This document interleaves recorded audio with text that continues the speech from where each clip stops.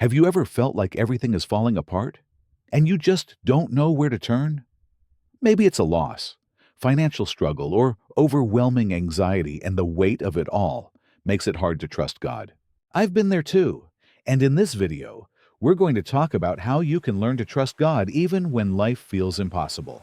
The Bible says in Proverbs 3:5, Trust in the Lord with all your heart, and lean not on your own understanding.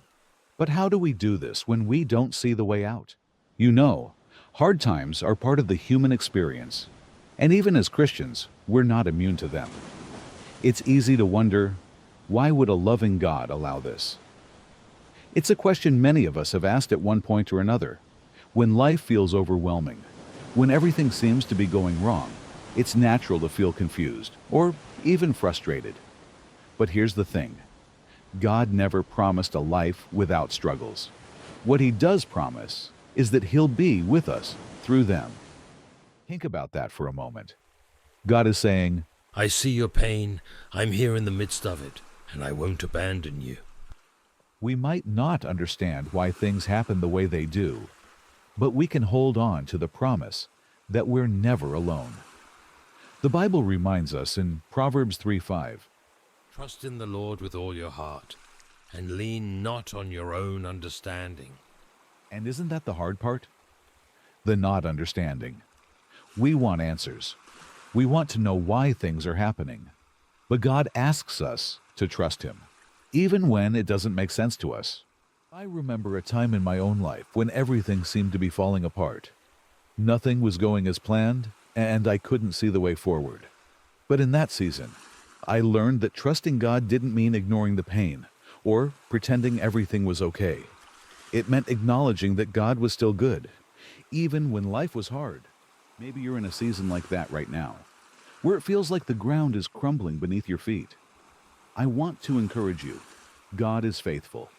Trusting Him doesn't mean you'll have all the answers, but it does mean you'll have the strength to keep going. He's with you, even now. Let's talk about some practical ways we can build trust in God, even when life is tough.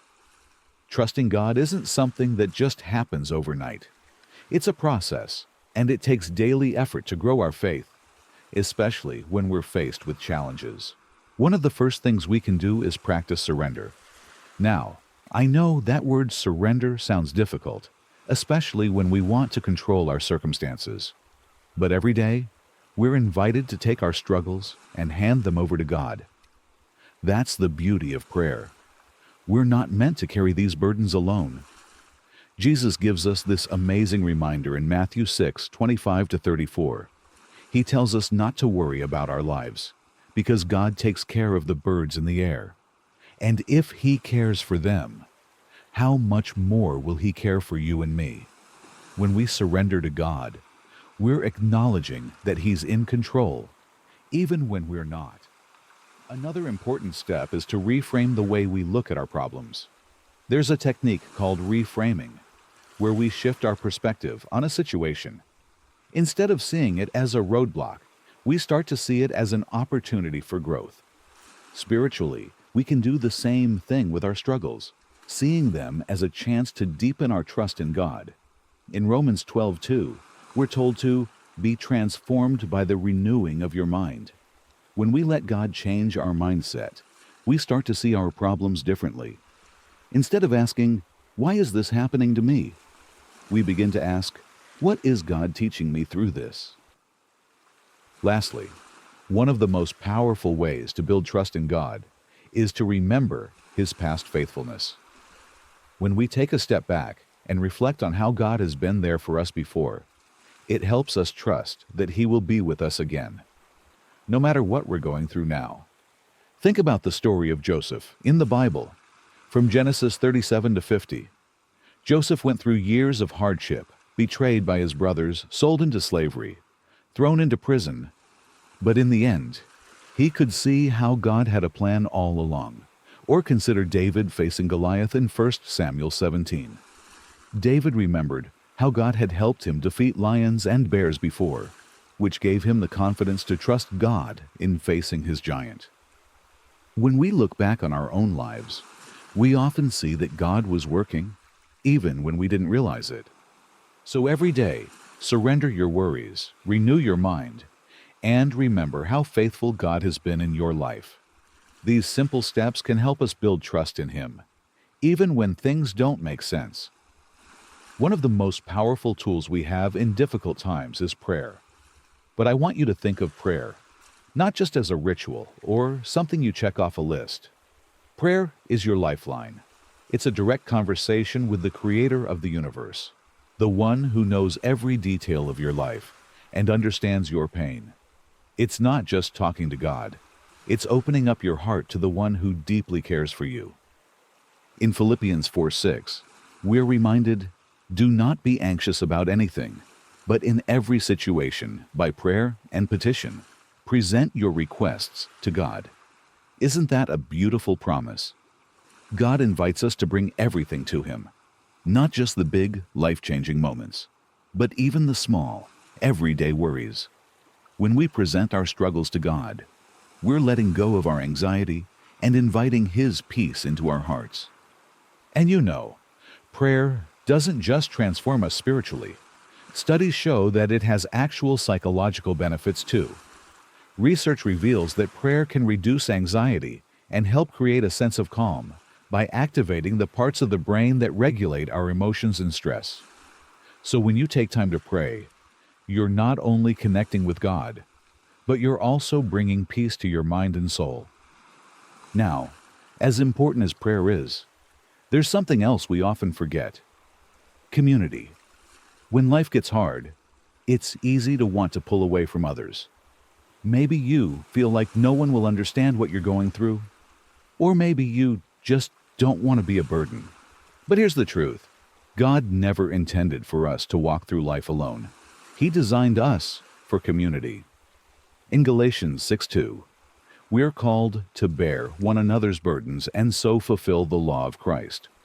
This means that when you're struggling, it's okay to lean on others, to share your burdens with people who care about you. And in turn, we're called to be there for others too. Remember, prayer and community go hand in hand. Don't isolate yourself in your struggles. Bring them to God in prayer, and surround yourself with people who will lift you up. We are stronger together, and God's love is often shown through the support of others. Let me share a quick story about a friend of mine who went through a tough season. They lost their job unexpectedly, and for months, they were uncertain about how they'd make ends meet. It was a time of fear and confusion, and trusting God wasn't easy for them. But in that uncertainty, they chose to lean on God's promises. They clung to verses like Jeremiah 29:11, believing that God still had a plan, even when they couldn't see it. And after a few months, they found a new job, one that was even better than the one they lost. Looking back, they told me it wasn't just about getting a new job. It was about how their trust in God grew through that experience.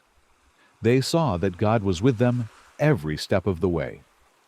As we wrap up, I want to remind you, no matter what you're facing right now, God is with you. Trusting Him doesn't mean everything will be easy, but it does mean that you'll never walk through your struggles alone. God promises to be with you every step of the way. In Proverbs 3:5, we're encouraged to trust in the Lord with all your heart and lean not on your own understanding. Even when life doesn't make sense, we can trust that God sees the bigger picture and is working for our good. If you're struggling right now, I'd love to pray for you. Feel free to drop a comment below and share what you're going through. Let's lift each other up as a community. And if you know someone who could use a little encouragement today, please share this video with them. Don't forget to subscribe for more faith-building content. I'll be sharing more videos to help you grow in your walk with God.